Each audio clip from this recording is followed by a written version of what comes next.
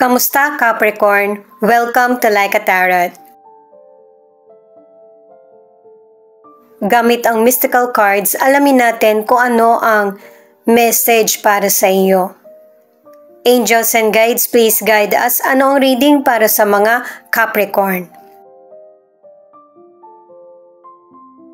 Siya nga pala, bago ko makalimutan, thank you sa mga nag-like, share, comment, and subscribe. Ingat po kayo palagi, saan man kayo naroon. Kunin muna natin lahat ng cards mo.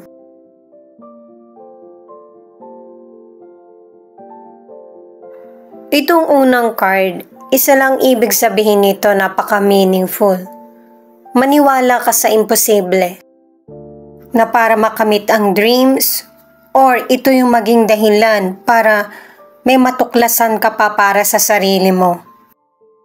At para mas maging klaro kung ano pa yung pwede para sa iyo. Itong card na ito ang nagsasabi na yung progress ng buhay mo ay mabagal. I-enjoy mo yung mga maliit na bagay na dumarating sa buhay mo kasi sa totoo lang may plano ang universe para sa iyo. Itong card na ito ay very positive kasi merong milagrong mangyayari sa buhay mo na hindi mo aakalain na darating. Diba sinabi na nga na may plano ang universe sa iyo? Mahirap man maintindihan, pero ang ibig sabihin ng card na ito ay piliin mo yung mga salitang binibitawan mo. Pinapaalala ng card na ito na yung taong walang kontrol ang mas napapahamak. Minsan kasi talaga, hindi natin maiwasan na mangibabaw yung galit or emosyon. Inilalayo ka ng mga cards sa mga posibilidad na magpahamak lang lalo sa iyo. Kaya watch your words. 999. You are approaching your dreams fast, really fast. But first, the universe is asking you to release the burdens surrounding in your finances and have faith that all is working out.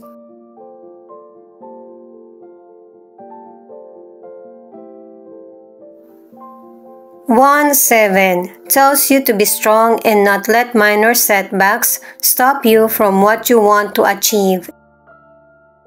Connected yung mga cards natin na kung meron mang delay, huwag kang mawalan ng pag-asa or malungkot, kailangan mo magpatuloy.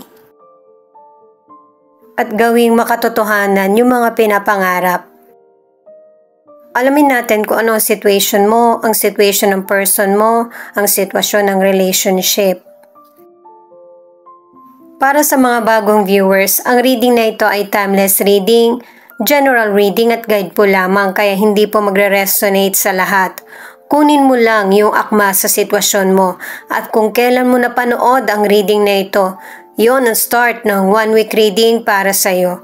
Ikaw na bahala magpalit kung si person mo ito o ikaw. Ito yung card mo, Queen of Pentacles, na ang ibig sabihin, ikaw yung nagdadala ng kasaganaan sa buhay mo. At saka yung pagnanais mo na maging comfort, secure, at saka maprotektahan yung mga taong pinapahalagahan mo sa buhay. At saka ang advice ng card na ito sa iyo ay yung maging focus ka sa mga goals mo at saka yung mga kailangan mo para makamit yung pangarap mo ay nasa iyo na.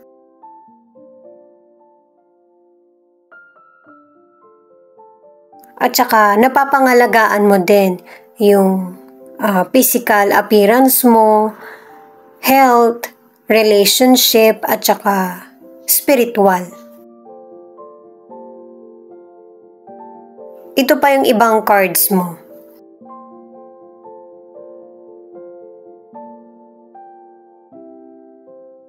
Six of Swords in reverse, King of Wands, at King of Swords.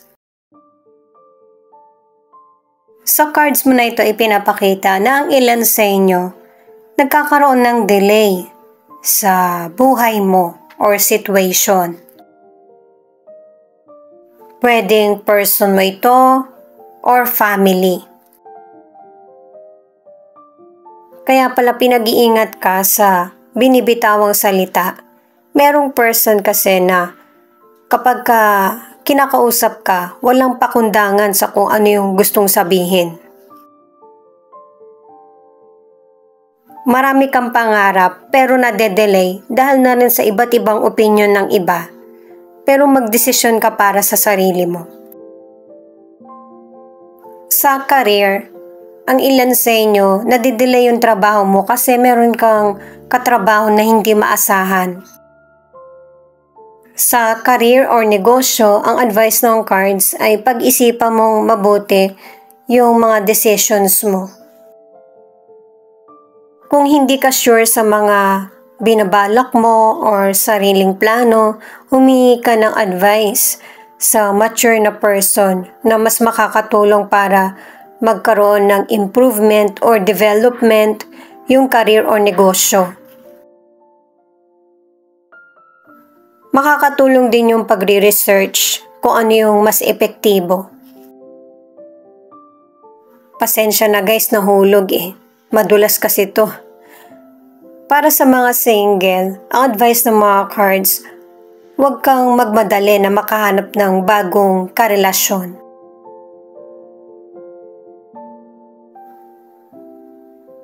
Itong Perdo in reverse ay merong trouble na darating sa buhay mo. Warning ito na huwag ka mag-invest, huwag ka rin magpahiram ng financial, at saka umiwas ka sa mga usapin tungkol sa ghost. Wala kasing magiging balik na mabuti sa iyo. At saka, ang ilan sa inyo happy ka sa pagiging single mo, pero yung potential person na makikilala mo, pareho din ang mindset mo na happy sa pagiging single. Na kahit nasa tamang edad na para mag-settle down or magkaroon ng sariling pamilya, wala sa isip yung mag-commit. Itong Ace of Wands na card ng person mo, kung meron kang gustong gawin, lalo na kung dumating na itong oportunidad sa iyo, ay subukan mo. Hindi mo kailangan mag-overthink or aksayahin yung energy mo, lalo na kung para sa iyo ito at ito yung gustong-gusto mo. Sa mga single or nasa relationship ay nagkakaroon ng kaguluhan sa connection or relationship. Dalawang person kasi yung nagpapakita ng interest sa iyo or may karelasyon ka na pero meron pa ring ibang person na nagkakagusto sa iyo. At yung third person ang naging dahilan kaya nawalan ka ng connection sa person or nawala yung pagmamahal ng person mo sa iyo. Yung nanlamig ba? Tapos biglang natapos na lang yung relationship nyo. At saka ang ilan nga sa inyo, di ba, may nagkakagusto pa rin sa iyo kahit na meron ka ng karelasyon. Pero yung totoong person mo ay napaka-family minded, seryoso sa relasyon nyo.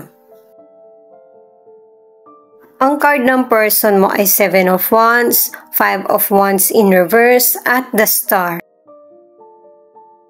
Itong cards ng person mo pinapakita na kapag nararamdaman niya na merong umaatake sa kanya, ay pinoprotektahan niya yung sarili niya or yung mga person na mahalaga sa buhay niya.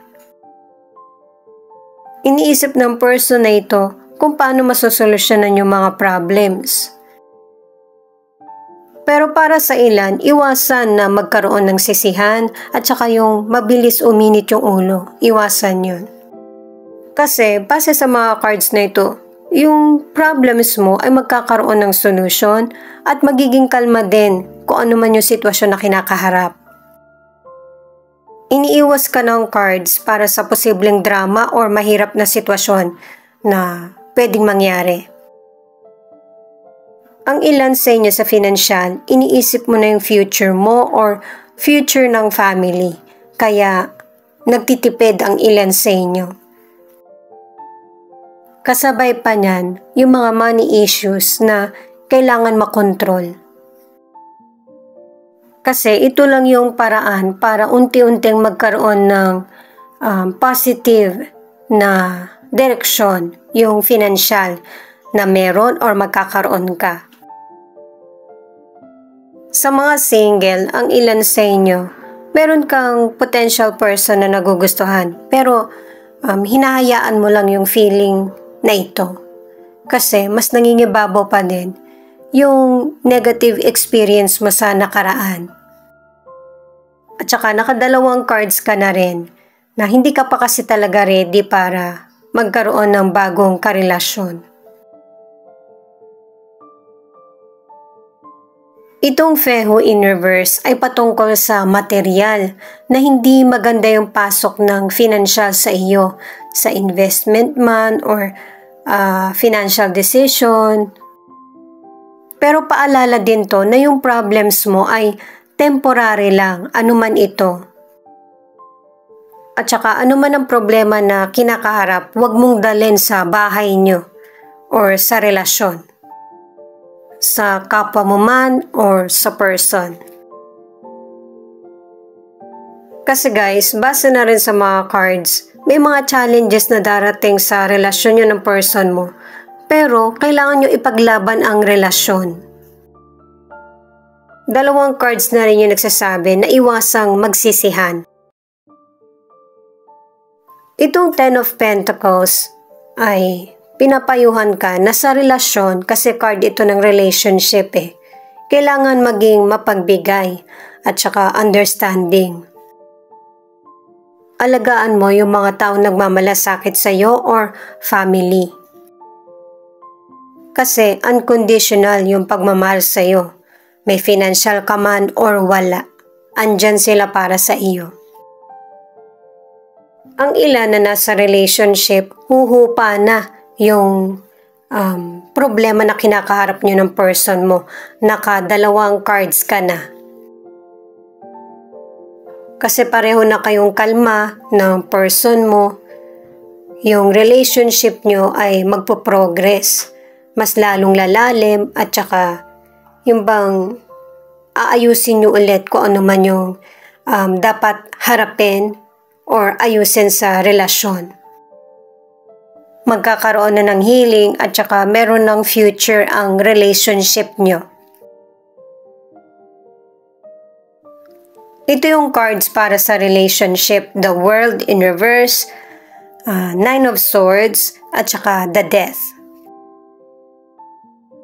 Ito yung tamang pagkakaayos ng cards mo at saka yung cards mo at cards ng person mo, pareho kayong namomroblema sa financial.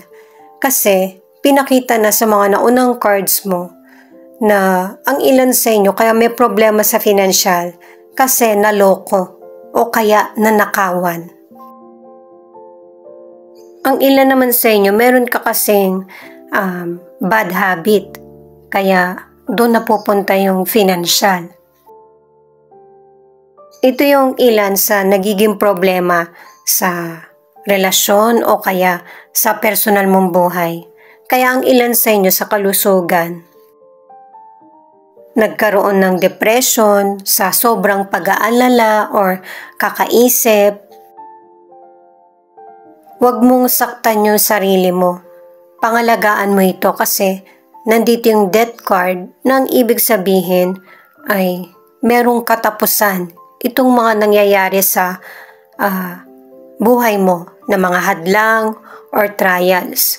Meron ng bagong chapter kang sisimulan na mas positive. Dalawang cards na yung nagsasabi na nagkaroon ng illness ang ilan sa inyo pero magkakaroon ka pa rin ng recovery. At ito na yung simula na para baguhin mo na yung mga maling mindset.